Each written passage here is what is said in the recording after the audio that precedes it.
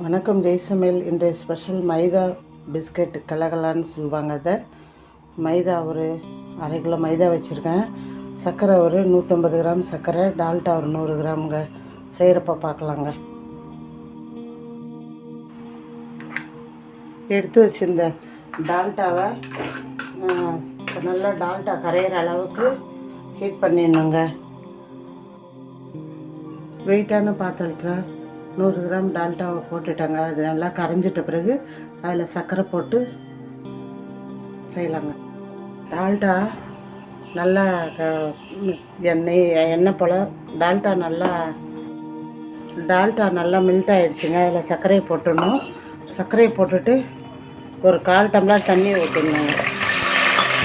தண்ணி ஊற்றி கிண்டிகிட்டே இருக்கணும். சர்க்கரை கரைஞ்சிடும். டால்டாவில் சர்க்கரையை போட்டு ஒரு 1/4 டம்ளர் தண்ணி ஊற்றிட்டாங்க.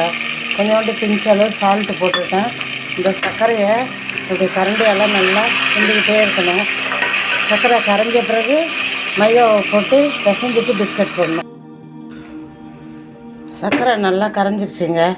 எடுத்து வச்ச மைதாவை போட்டு சப்பாத்தி மாவு போல் பிசைஞ்சிடணுங்க.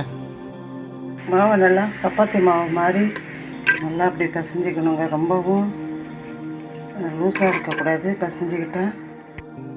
அந்த அடுப்பு முறையிலே டெய்ல்ஸ்லேயே வச்சுக்கிட்டேங்க. அப்படியே சப்பாத்தி கட்டையெல்லாம் தேய்ச்சிக்கிட்டேன். இந்தமாரி நமக்கு எந்த அளவுக்கு வேணுமோ அப்படியே நம்ம சின்ன சின்ன கேக் மாரி பிஸ்கட் மாரி போட்டுக்கலாங்க. போட்டு இது எடுத்து எண்ணெயில் போட்டு பொரிக்கணுங்க. எண்ணெய் காஞ்சிருச்சு. அந்த கட் பண்ண பிஸ்கட் மாதிரி கட் பண்ணதை எண்ணெயில் போட்டு பொரித்து எடுக்க வேண்டியதாங்க. இப்போ வேகட்டும். வெந்த பிறகு பிஸ்கட் வெந்துருச்சுங்க. எடுத்துட வேண்டியதான்.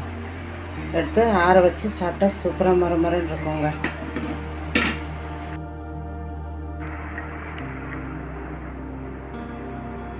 மைதா பிஸ்கட் நீங்களும் இது போல் செய்யுங்க. பிள்ளைங்களுக்கு கொடுங்க. லைக் பண்ணுங்க.